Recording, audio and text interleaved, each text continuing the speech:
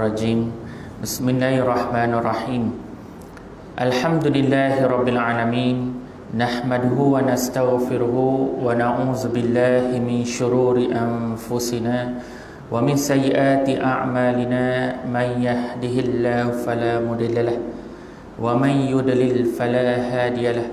Asyhadu an la ilaha illallah wa asyhadu anna Muhammadan 'abduhu wa rasuluh. Qalu subhanaka la ilma lana illa ma 'allamtana innaka antal alimul hakim. Qala rabbi shrah li sadri wa yassir li amri wahlul 'uqdatam min lisani yafqahu qawli. Allahumma la sahla illa ma ja'altahu sahla wa anta taj'alul huzna idza syi'ta sahla. Amma ba'd. Assalamualaikum warahmatullahi taala wabarakatuh. Sebelum kita memulakan kuliah kita pada malam ini, eloklah kita mulakan dengan Ummul Furqan Al-Fatihah. A'udzubillahi minasyaitonirrajim. Bismillahirrahmanirrahim. Alhamdulillahirabbil alamin. Arrahmanirrahim. Maliki yaumiddin. Iyyaka na'budu wa iyyaka nasta'in. Ihdinas siratal mustaqim. Siratal ladzina an'amta 'alaihim ghairil maghdubi 'alaihim waladdallin. Amin. Amin amin ya rabbal alamin. Alhamdulillah. Pertama-tama sekali marilah kita sama-sama panjatkan kesyukuran kita kehadrat Allah Subhanahu wa taala, kerana Allah masih lagi memegang hati kita, berikan tubuh badan kita secara sihat walafiat, untuk kita terus duduk di dalam rumah Allah, sambil mendengar sedikit tazkirah, sebab itu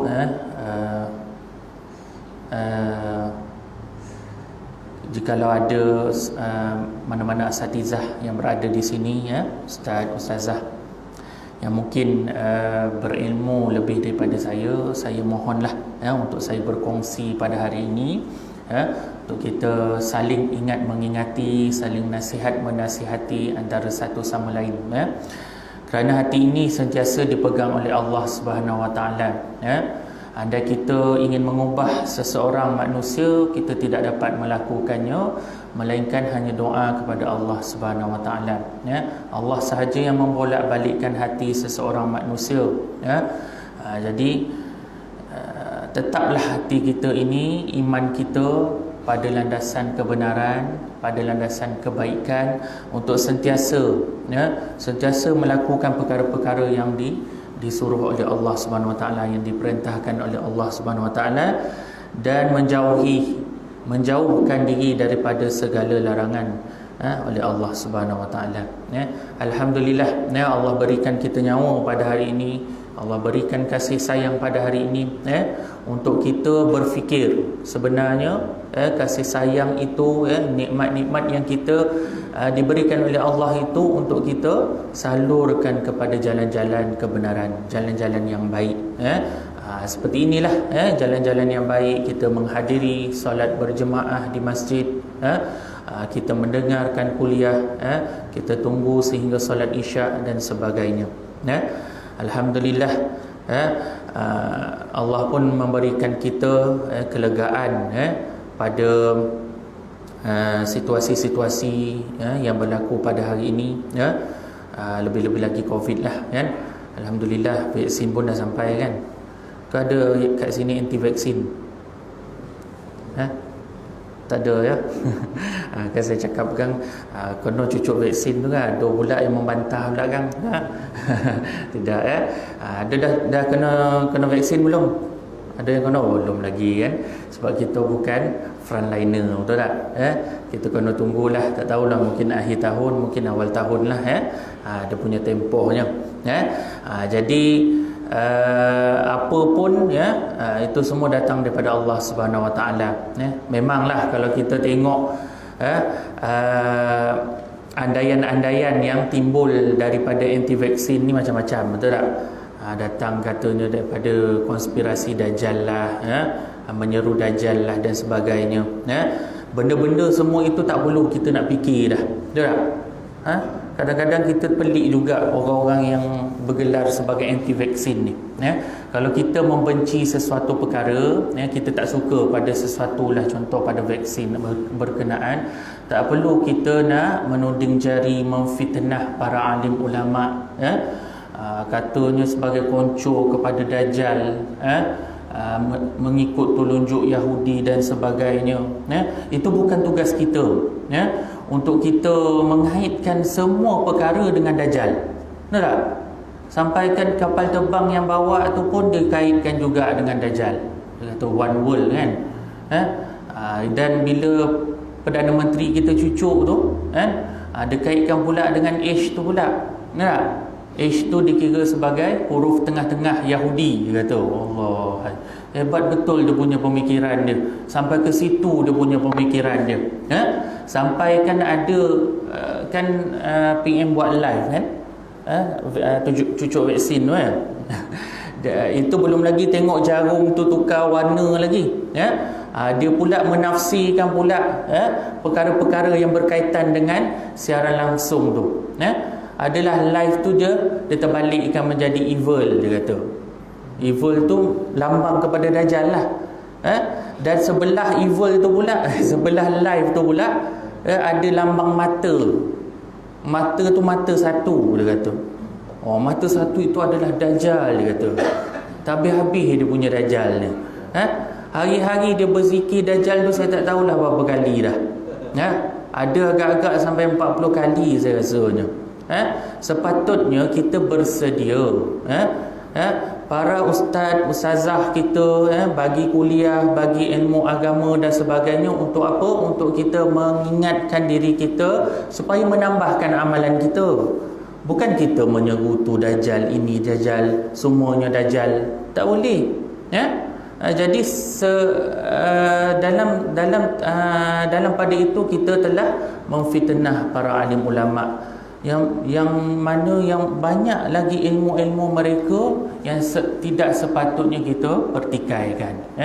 Mereka telah mengkaji tentang halal dan haramnya vaksin, sesuatu vaksin dan sebagainya.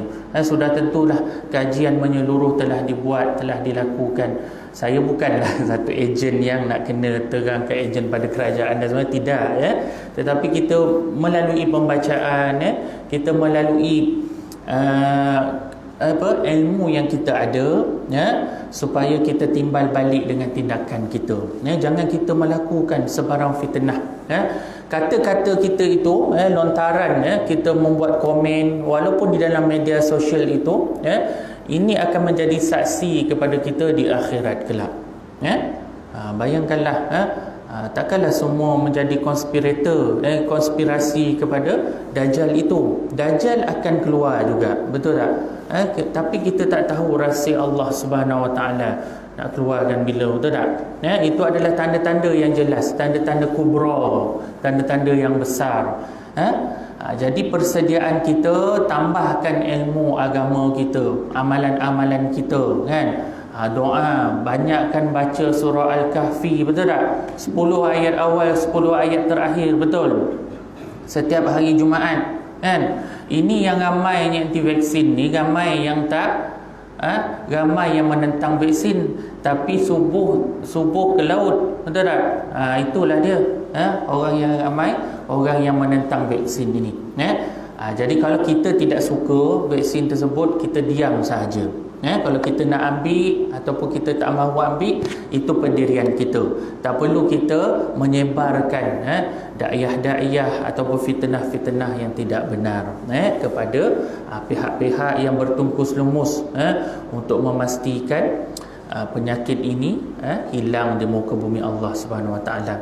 Kalau katalah COVID ini merupakan agenda musuh Islam dan sebagainya, mungkin benar juga, memang betul lah, kan? Mungkinlah agenda daripada mereka, tetapi kita kena hadap, itulah akhir zaman, dan tak perlulah kita nak kait-kaitkan dengan Dajjal dan sebagainya. Kita hadap, kalau tak, dia adalah dia punya pertimbangan dia salah tafsir hadis dia. Dia kata kapal terbang tu umpama binatang yang ditunggang oleh Dajjal, betul tak? Dia kata sayap kapal terbang tu, dia kata sayap binatang tu lah, betul tak? Sayap binatang Dajjal yang ditunggangi oleh Dajjal, yang menaungi 70,000 orang. Cuba kita duduk di bawah sayap kapal terbang tu, cukup tu tak 70,000 sebelah? Tak cukup kan? Jadi kat situ pun dah salah tafsir dah tu, betul tak? Jadi banyak perkara, banyak yang didatangkan hadis-hadis yang disalah tafsirkan. Hadis tu hadis yang sahih, tetapi didatangkan dengan pemahaman yang menyeleweng. Jadi kita kena berhati-hati, cari guru kita. Jadi kalau kita ni menjadi orang-orang yang berilmu, terus mengkaji. Tak perlu kita sebarkan dahulu, sebab ilmu kita ni ada batasnya. Seperti saya juga, saya pun layak untuk dikritik. Saya pun layak untuk ditegur jika ada kesalahan. Bukan bermakna nama kita ustazah kita tak boleh nak ditegur. Jadi saya minta jugalah kan, mana-mana yang ada di sini kan, mungkin yang lebih berilmu daripada saya, saya hormat, jadi saya izinkan saya untuk berkongsi, dan mana-mana ada kehilafan, kesalahan, boleh datang berjumpa saya, kita tegur antara satu sama lain, insya-Allah. Okey. Jadi kita masuk ke dalam kitab kita, pengajian kuliah takmir kita berkenaan dengan kitab Bulughul Maram, yakni kita masuk ke dalam kitab yang kedua, yakni kitab solat. Jadi kita masuk ke dalam bab yang kedua, yakni waktu solat. Muka surat 7. Tak salah saya ada buku wakaf kan yang diberikan, itu dapat 10. InsyaAllah kita manfaatkan sama-sama buku yang diwakafkan oleh orang ramai, supaya ilmu tu mengalir, satu, supaya pahala wakaf itu terus tersebar, terus berkekalan hingga ke hari akhirat nanti, insyaAllah. Jadi kita masuk kepada definisi al-waktu. Di sini diambil daripada perkataan al-mawaqit. Ini jamak kepada perkataan waktu, yang diambil daripada perkataan miqat. Miqat ni bila kita kadang kita pergi umrah, kita nak pergi buat tawaf dan sebagainya, kita kena miqat dahulu. Dikaitkan dengan waktu. Jadi dari sudut bahasa al-mawaqit bermaksud tahdid atau penetapan serta batasan, manakala dari sudut istilah syarak pula bermaksud waktu yang ditetapkan syarak untuk sesuatu ibadah. Waktu solat adalah salah satu syarat sah solat yang terpenting. Jadi kalau kita masuk ke dalam bab waktu solat ini, bukan sekadar kita membincangkan waktu solat semata-mata, tetapi Allah nak memberikan kita hikmah yang besar. Melalui waktu ini, waktu solat ini, Allah mengajar kita, Nabi Muhammad sallallahu alaihi wasallam mengajar kita tentang penetapan masa, bagaimana kita menguruskan masa kita di dalam kehidupan seharian kita. Dalam kuliah saya beberapa minggu yang lepas, pada awal tahun itu, kalau ramai yang masih ingat lagi, saya telah memberikan perincian tentang waktu yang dijadikan oleh Allah Subhanahu wa taala. Betul tak? Dalam surah Al-A'raf, inna rabbakumullahu allazi khalaqas samawati wal arda fi sittati ayyamin summa istawa 'alal 'arsy. Allah menjadikan 6 masa ni di dalam satu hari, yang mana 6 waktu ini, kalau kita lihat kepada waktu solat itu, dia merangkumi hari-hari yang disebut oleh Allah Subhanahu Wa Taala di dalam Al-Quran, surah Al-A'raf ayat yang ke-55, tak salah saya lah. Jadi kalau kita tengok waktu solat yang diletakkan sebagai satu kewajipan kepada kita, ada 5 waktu yang utama. Nanti kita akan panjangkan melalui hadis-hadis yang berikutnya lah. Oleh itu wajib memelihara waktu solat agar kita tidak tergolong dalam kalangan mereka yang mengabaikan solat sekalipun hanya dengan melewatkan solat. Ini antara hikmah-hikmah yang lain yang mana solat juga menjadikan kita disiplin kepada diri kita sendiri. Bagaimana kita menguruskan masa kita, bukan sekadar ibadah sahaja, tetapi tertakluk kepada perkara-perkara yang kita laksanakan di dalam kehidupan seharian kita, pekerjaan kita, kita menguruskan keluarga kita, bagaimana kita kita melakukan ibadah-ibadah sunnah yang lain, kita meraihkan nikmat-nikmat Allah Subhanahu Wa Taala, makan, minum, kita menggunakan tubuh badan kita, itu semua berkaitan dengan waktu. Jadi sebab itulah 5 waktu ini jangan diabaikan, kerana ada kewajipan solat ke atas waktu tersebut. Jadi waktu solat yang paling afdal adalah pada awal waktu, yang mana disebut oleh Rasulullah sallallahu alaihi wasallam dalam riwayat Al-Hakim, as-salatu fi awwali waqtiha, maksudnya solat pada awal waktunya, yakni hukum yang paling afdal adalah solat di awal waktu. Dalil pensyariatan waktu solat, ibadah solat fardu mempunyai waktunya tersendiri. Tidak sah solat kalau sekiranya dilakukan sebelum waktunya. Begitu juga menangguhkan solat tanpa keuzuran syarak sehingga luput waktunya adalah dilarang. Setiap waktu itu telah ditetapkan melalui hadis Rasulullah sallallahu alaihi wasallam yang ada di dalam muka surat ke-8, yang mana yang menerangkan tentang penjelasan, perincian tentang waktu-waktu solat itu dalam keadaan waktu-waktu yang tertentu. Daripada Abdullah bin Amru radhiyallahu anhu bahawa Rasulullah sallallahu alaihi wasallam bersabda, waktu solat zuhur adalah apabila tergelincir matahari dan bayangan seseorang atau sesuatu benda sama panjang dengan bentuk asalnya selagi belum masuk waktu asar. Inilah penetapan oleh ulama-ulama terdahulu. Bayangkanlah kalau dulu kita tak ada teknologi, betul tak? Kita tidak ada kelengkapan-kelengkapan tertentu untuk menentukan waktu-waktu solat. Tetapi para ulama, para hukama telah menentukan, para ahli falak menentukan kajian-kajian waktu solat ini berdasarkan kaedah cuaca, cuaca matahari dan sebagainya.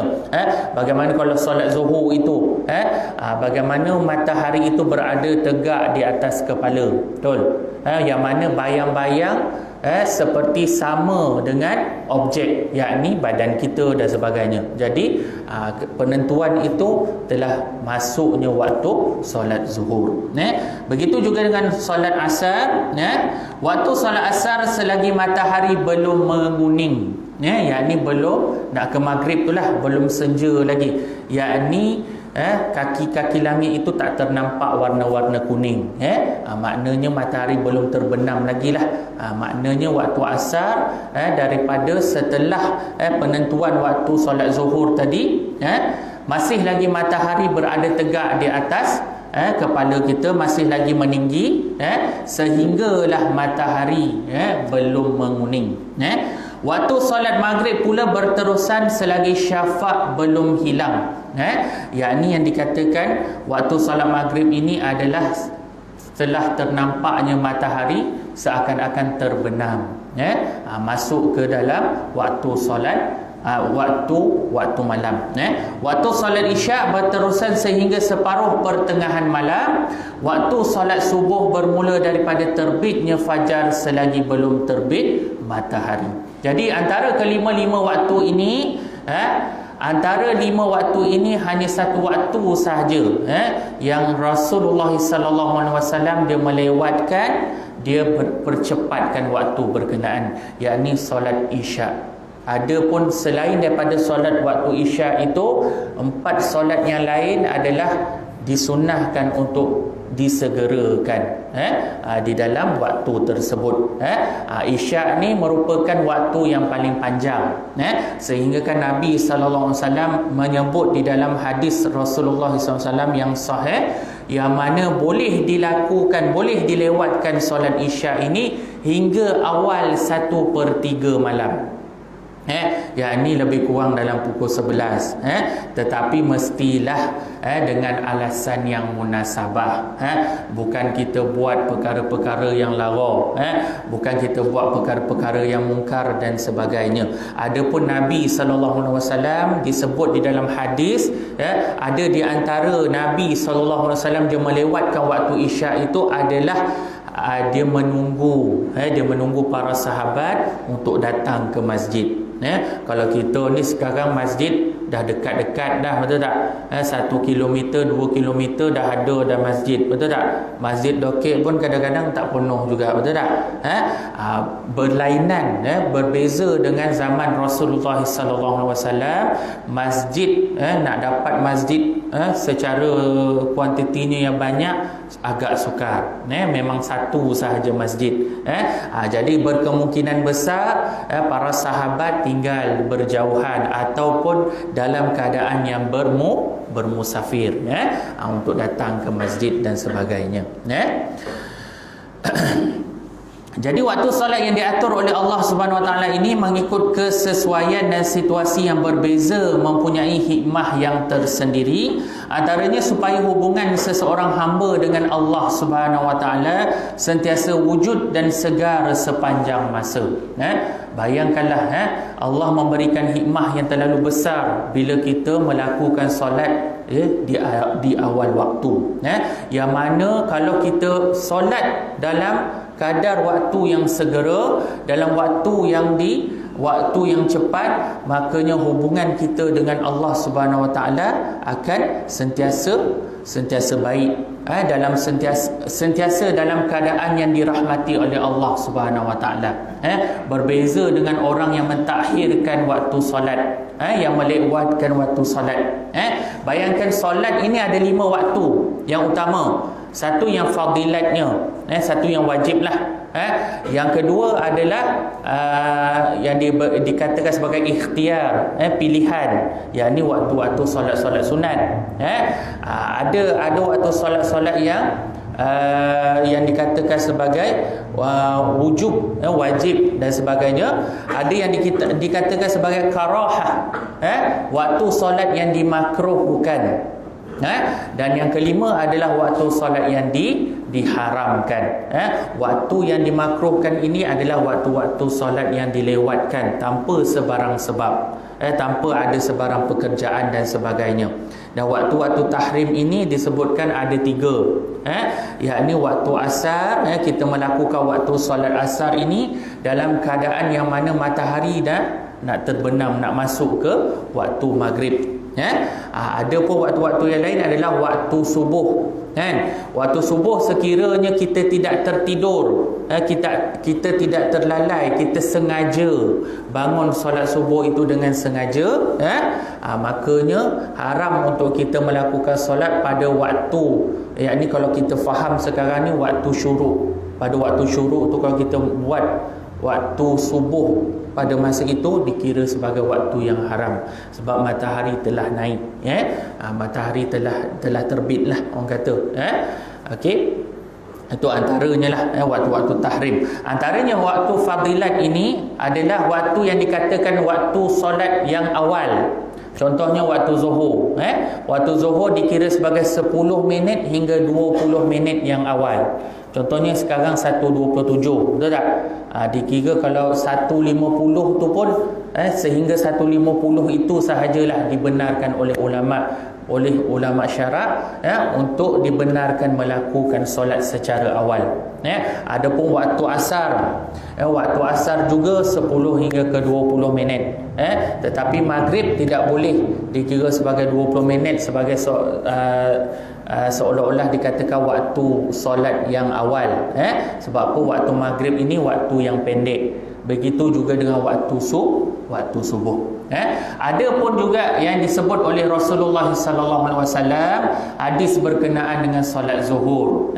Ada yang dikatakan melewatkan sedikit, disebabkan keadaan cuaca yang tengah terik.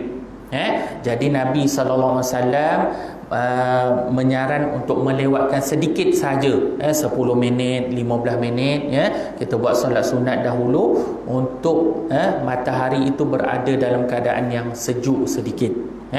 Kadang masjid ini dia kadang-kadang terlalu cepat untuk melaksanakan solat zuhur tersebut. Tapi kalau kita pergi kepada penempatan-penempatan yang besar, bandar-bandar yang besar, dia akan tunggu sehingga 15 minit untuk menunggu jemaah-jemaah penuh, jemaah-jemaah selesai melakukan solat-solat sunat, makanya barulah melakukan solat fardu zuhur tersebut. Adapun waktu-waktu yang lebih afdal adalah dipercepatkan. Fadilatnya adalah dipercepatkan. Isyak sahaja dilewatkan sehingga awal 1/3 malam. Yang mana Nabi SAW ada melewatkan waktu solat isyak, dia sekalikan dengan waktu-waktu solat malam. Okey. Jadi dalam ayat Al-Quran, dalil Al-Quran, firman Allah Subhanahu Wa Taala yang bermaksud, dan dirikanlah olehmu solat ketika gelincir matahari sehingga waktu gelap malam, dan dirikanlah solat fajar, sesungguhnya solat fajar itu adalah disaksikan keistimewaannya.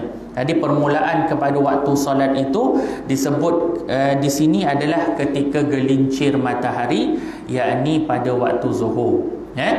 Dia nanti hadis-hadis berkaitan itu dikatakan sebagai perubahan hari itu dimula dengan maghrib, subuh dan sebagainya. Cuma nak menerangkan tentang kaedah yang digunakan oleh para ulama untuk menentukan solat yang wajib. Ayat di atas menjelaskan secara umum tentang waktu solat. Ia bermula setelah gelincir matahari sehingga pertengahan malam, merangkumi waktu solat zuhur, asar, maghrib dan isyak. Seterusnya solat fajar yang disebut secara berasingan. Sebab waktu solat tidak dijelaskan secara terperinci di dalam Al-Quran. Memang di dalam Al-Quran tidak disebut secara detail, secara terperinci berkenaan dengan waktu solat. Disokong oleh kaedah perundangan yang kedua, hadis, yakni hadis daripada sunnah Rasulullah sallallahu alaihi wasallam. Okey. Hadis ke-141, Muslim juga meriwayatkan hadis daripada Buraidah tentang waktu solat asar dengan lafaz dan matahari putih cerah, serta hadis daripada Abu Musa dengan lafaz dan matahari mulai naik. Jadi pertimbangan ulama memberitahu bahawa kita kena berhati-hati dengan dua waktu solat ini, yakni waktu solat asar dengan subuh. Yakni disarankan untuk kita jangan melewat-lewatkan dua waktu ini, dikuatiri akan melangkaui waktu-waktu tahrim tadi, yang saya sebutkan tadilah. Yakni waktu asar ini boleh kita terlanggar sehingga hampir-hampir masuk waktu solat maghrib, ataupun solat subuh ini itu yang dipanggil sebagai subuh gajah tu, subuh dinosaur dan sebagainya, betul tak? Jadi katalah kita tertidur, memang kita tak terjaga pada waktu subuh, makanya dalam pendapat Imam Asy-Syafi'i perlu disegerakan qada solat subuh berkenaan, tanpa mengiralah pada waktu. Tapi kalau dia bangun pada waktu tahrim berkenaan, tunggu dahulu selama 10 minit dan disegerakan untuk qadakan solat tersebut, solat subuh. Ini adalah alasan daripada alasan kalau kita tertidur, kita lalai untuk bangun waktu solat subuh. Kalau asar ni, sebab itulah ulama menggariskan supaya kita tidak tidur di waktu petang, betul tak? Ataupun kita tertidur selepas zuhur, pada pukul 3.30 dan sebagainya, kita terlajak sehinggalah pukul 7. Sebab itulah kita tak disarankan untuk kita tidur pada waktu-waktu tertentu. Antaranya waktu selepas solat maghrib. Ini juga dibincangkan oleh ulama, yang mana Nabi SAW melarang untuk kita tidur selepas maghrib. Dikuatiri kita akan terlajak sehingga pada waktu pagi, tanpa melakukan solat fardu isya. Okey, ada soalan saya kongsikan daripada jemaah daripada kampung Labu Hilir semalam yang dia bertanya berkenaan dengan negara, bagaimana untuk kita menentukan waktu solat di negara-negara yang siangnya panjang.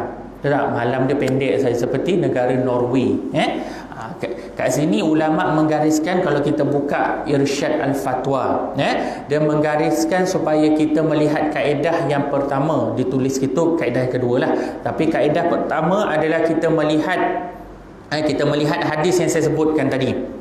Sama juga perkiraan dia, waktu-waktu tertentu, ataupun yang paling mudah adalah kita melihat kepada waktu solat di Mekkatul Mukarramah. Yang mana sama saja 24 jam. Allah tak bagi negara-negara sekian-sekian berbeza dari segi waktunya, tetap sama. Malaysia 24 jam, semua seluruh dunia di dalam muka bumi Allah ini semuanya 24 jam. Jadi perkiraan yang kita ambil, yang pertama kaedahnya adalah hadis yang saya sebutkan tadi. Bagaimana kita tentukan? Ada pun dia berpandu kepada jabatan ataupun badan yang berautoriti untuk menentukan waktu solat di sana. Adapun kita mengguna pakai waktu kaedah penentuan waktu yang kedua, yakni kita berpandu kepada waktu solat di Mekah, Mekkatul Mukarramah. Walaupun mungkinlah siang dia terlalu panjang, malam dia hanya 4 jam sahaja, tetapi ada penentuan-penentuan waktu tersebut. Jadi tidak ada masalah jikalau kita berada di dalam negara-negara yang mempunyai masa yang begitu berbeza dengan waktu Malaysia lah. Waktu Malaysia ni balance lah, betul tak? 12 jam siang, 12 jam malam. Sama juga dengan ada negara di Amerika Syarikat, betul, sama juga kan? Sama juga dia punya pembahagian waktunya. Okey. Dan ada juga soalan berkenaan dengan bagaimana yang ditentukan oleh para ulama untuk menentukan waktu solat ini, mana lebih afdal, antara kita melihat kepada yang ditentukan oleh jabatan, jabatan falak ke, ataupun jabatan hal ehwal agama Islam negeri-negeri ke, ataupun kita menentukan melalui kaedah cuaca.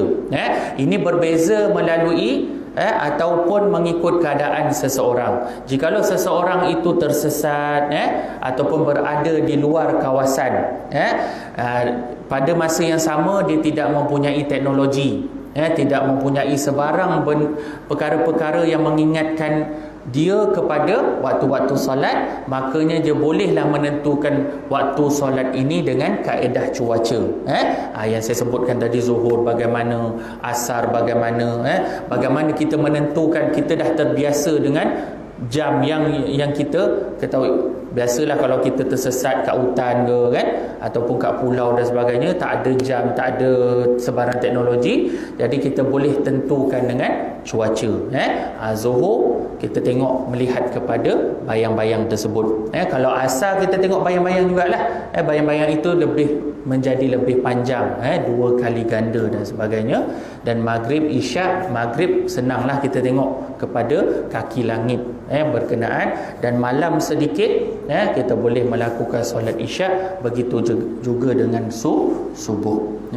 Okey. Hadis ini menjelaskan waktu salat fardu sehari semalam yang telah ditentukan oleh Allah Subhanahu Wa Taala. Ia meliputi penjelasan mengenai tempoh sesuatu solat itu boleh dilaksanakan, yakni waktu permulaan dan waktu akhirnya. Jadi yang disebut dalam surah An-Nisa, maka dirikanlah solat itu, sesungguhnya solat itu adalah fardu yang ditentukan waktunya atas orang yang beriman. Jadi waktu-waktu solat ini perlu dititik beratkan supaya kita tidak melanggar waktu-waktu tertentu untuk kita melakukan perkara-perkara yang di luar daripada solat kita. Walaupun kita bekerja, betul tak?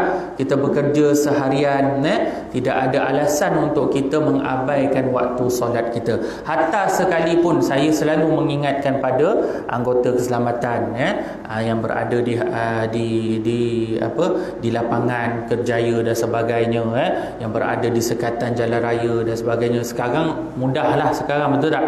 Kalau ada sekatan tu pun dah ada 4 orang dah, boleh bergele-gele lagi, betul tak? Kalau dulu mungkinlah anggota keselamatan tidak mencukupi, tidak cukup kuota kan, jadi susahlah untuk melakukan solat secara on time. Adapun ada ulama menggariskan tentang rukhsah bagaimana kita melambatkan solat. Contohnya kalau kita ni bertugas daripada pukul 8 sampai pukul 5 kan, bayangkanlah kalau kita bertugas saja,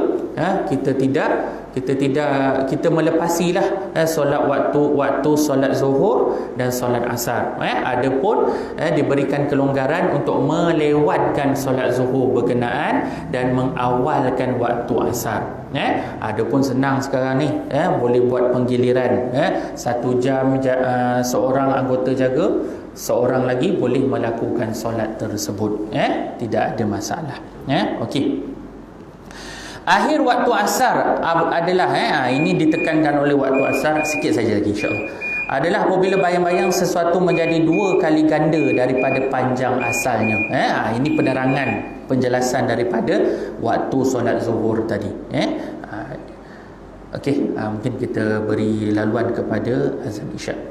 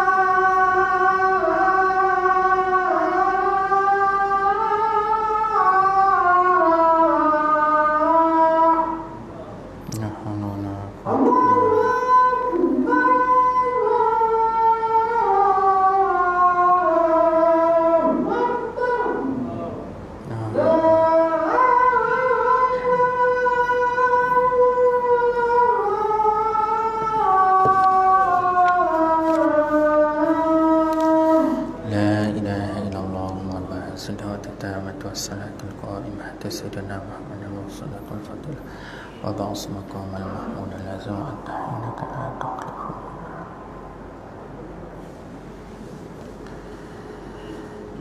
Okey, insya-Allah kita sambung sedikitlah ya.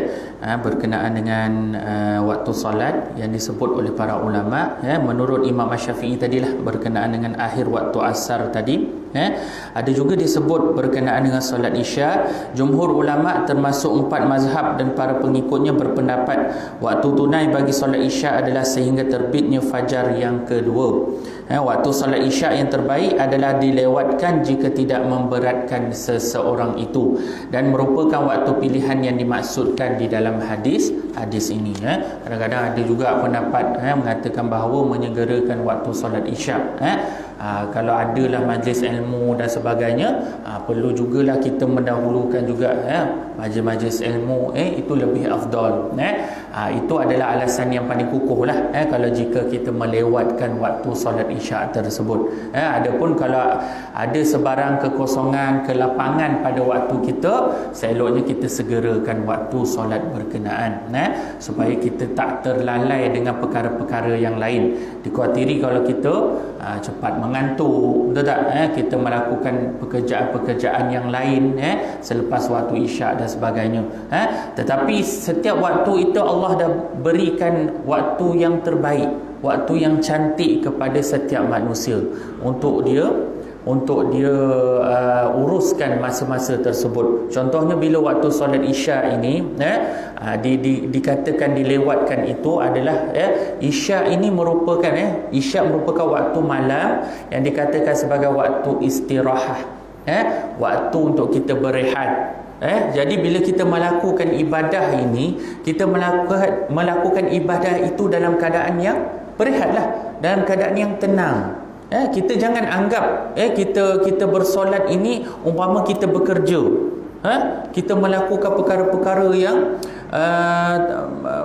melibatkan perkara-perkara yang tidak berkaitan dengan urusan dunia. Kita melihat kepada solat yang kita lakukan ini adalah kita melakukan secara tenang. Bukan kita melakukan secara tergesa-gesa. Kita melakukan dalam keadaan kita rehat, badan kita rehat sebenarnya. Bukan badan kita bekerja bertungkus lumus, kita bersungguh-sungguh. Katalah kalau kita bekerja bercucuk tanam dan sebagainya, dia tidak sama. Solat tidak akan sama dengan kita bagaimana kita melakukan pekerjaan-pekerjaan yang lain. Jadi solat adalah perkara perbuatan yang khusus untuk kita melakukan dengan kita bersandarkan, kita berhubung dengan Allah Subhanahu Wa Taala dalam keadaan kita rehat. Rehat dari segi apa? Dari segi akal fikiran kita.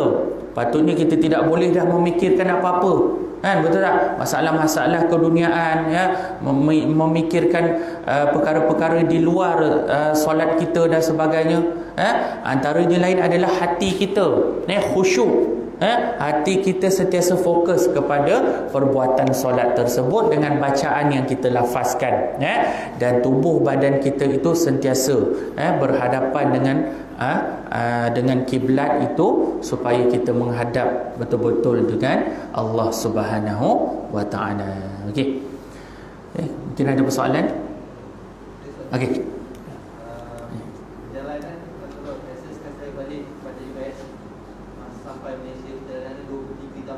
Putih jam setengah. Okey.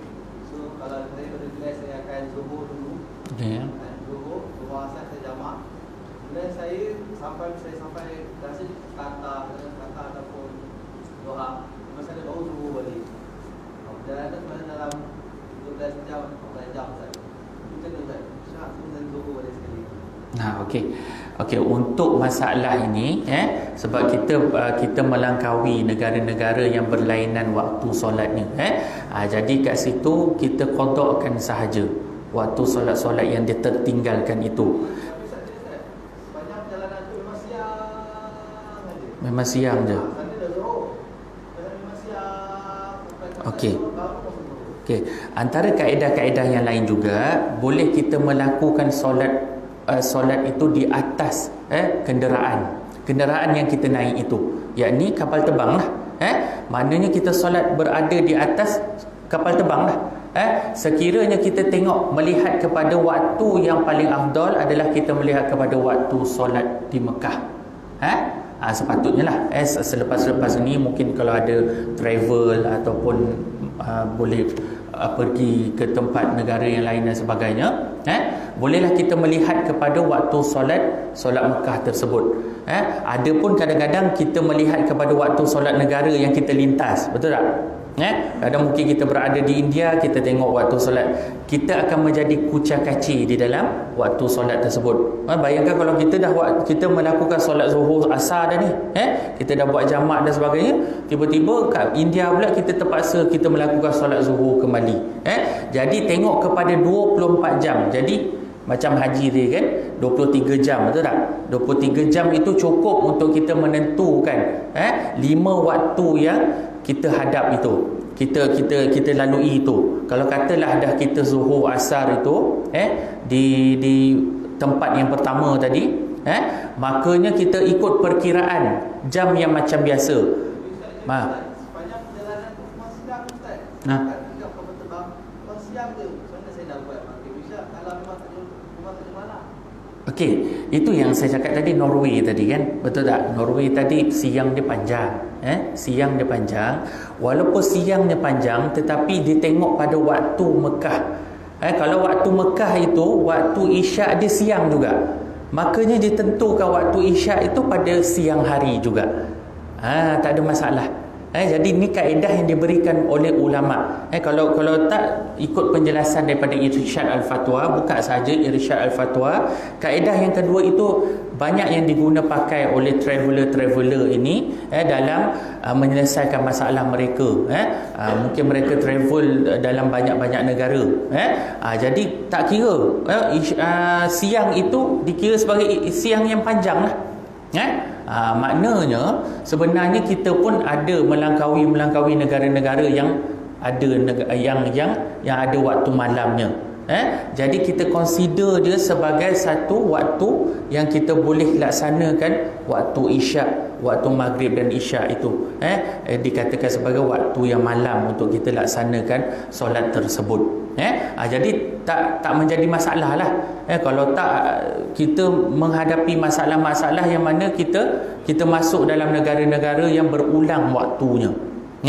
Jadi kita ikut guna pakai waktu solat di Mekah. Contohnya waktu solat di Mekah, kalau beza dia dengan Malaysia, dia lambat 5 jam, betul? Betul tak? Kalau sekarang ni dia waktu dikira sebagai waktu zuhur lagi. Waktu asar tak silap saya, waktu asar lagi.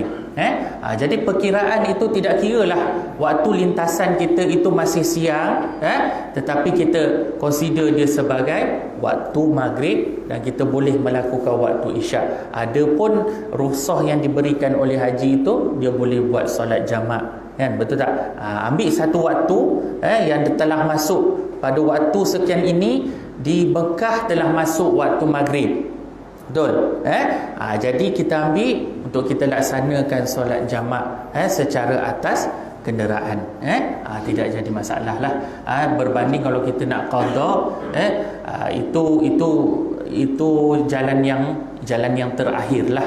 Sekiranya kita tidak sempat, keadaan kapal terbang yang tidak mengizinkan, kita membawa ahli keluarga, anak-anak yang masih kecil dan sebagainya, tapi sebenarnya tak ada halangan pun, sebab solat di atas kenderaan yang mana dia tetap di atas sesuatu tempat, maknanya dia mestilah kapal terbang ni ada satu landasan, dia mesti statik saja, betul tak? Dia tidak akan berubah dari segi laluan dan sebagainya lah. Jadi kita menghadap kiblat sahaja, cari arah kiblat, sebab kalau kapal terbang tu mungkin adalah dia punya kan arah kiblat negara-negara tersebut, jadi tidak ada menjadi masalah walaupun siang lagi, kan? Betul tak? Kita lalu je siang dan sebagainya, tak menjadi masalah. Sebab apa?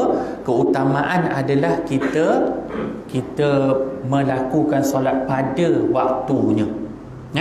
Kalau masuknya waktu solat tersebut, kita lakukan solat tersebut, dan kita pulangkan kepada Allah untuk menentu sama ada sah atau tidak, itu kita pulangkan kepada Allah Subhanahu Wa Taala. Tetapi ulama telah menggariskan kita hanya ikut sahaja. Jadi ulama tahu dia punya alasan yang kukuh, alasan yang munasabah untuk menentukan hukum solat tersebut. Masalah boleh je. Okey. Bawa balik US ke? Oh, alhamdulillah. Ada juga orang luar negara kan. Boleh kongsilah depan ni kan. Macam mana solat-solat di sana selalu, memang selalu ada tak solat-solat di atas kenderaan dan sebagainya? Saya buat. Ada buat juga. Tapi pula saya tak tahu kan. Cuma kata Kelirulah. siap je kan. Aku malam pun sampai dah tu dia Dia sampai dekat Qatar, saya nampak sampai Malaysia, dia sembuh.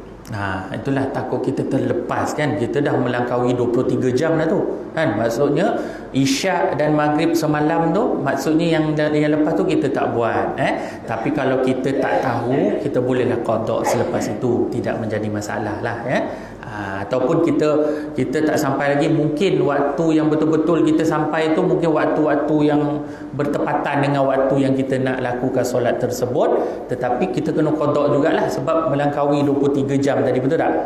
Kita dah tertinggal lah waktu solat Maghrib dan Isyak tadi. Adapun diberikan rukhsah itulah jamak dan qasar itu.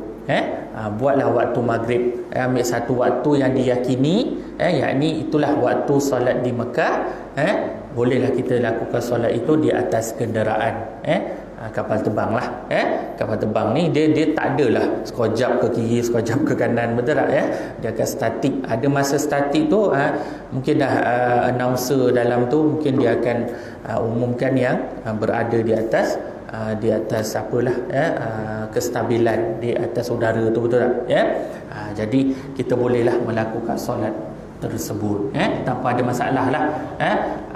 Okey, kalau kita boleh elak untuk kita mengqadakkan solat tersebut, kita elakkanlah supaya orang yang bermusafir ini tetap juga diberikan kewajipan untuk dia solat dalam kaedah rukhsah tadi, keringanan tadi, betul tak?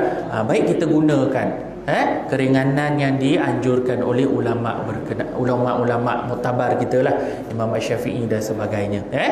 Tak jadi masalah. Okey. Dah ramai pula daripada pola ni mungkin. Okey, tak ada. Okey. Ada soalan lain tak ada? Okey. Okey. Cukup sekat itu sahaja perkongsian kita pada hari ini, insya-Allah. Kalau ada sebarang perkongsian soalan-soalan, bolehlah bawa kepada kuliah yang akan datang, insya-Allah. Okey, apa yang baik itu datang daripada Allah Subhanahu Wa Taala, apa yang buruk itu datang daripada kelemahan saya sendiri. Kita jadikan sebagai i'tibar, pengajaran ibrah yang berguna untuk kita lebih berilmu, lebih beramal di masa yang akan datang, insya-Allah. Aku qauli hadza wa astaghfirullahal azim li wa lakum wa lisairil muslimina wal muslimat wal mu'minina wal mu'minat fastaghfiruhu innahu huwal ghafurur rahim. A'udzubillahi minasyaitonir rajim. Bismillahirrahmanirrahim. Alhamdulillahi rabbil alamin wassalatu wassalamu ala asyrafil anbiya'i wal mursalin wa ala alihi wa sahbihi ajma'in. Allahumma inna na'udzubika min ilmin la yanfa' wa min qalbin la yakhsha' wa min du'a'in la yusma' wa min nafsin la tashba'. Allahumma ja'alna min ahlil ilmi wa ja'alna min ahlil Qur'an bi rahmatika ya arhamar rahimin. Allahumma faqqihna fid din wa 'allimna fit ta'wil. ربنا آتنا في الدنيا حسنة وفي الآخرة حسنة وقنا عذاب النار وصلى الله على سيدنا محمد وعلى آله وصحبه وسلم والحمد لله رب العالمين.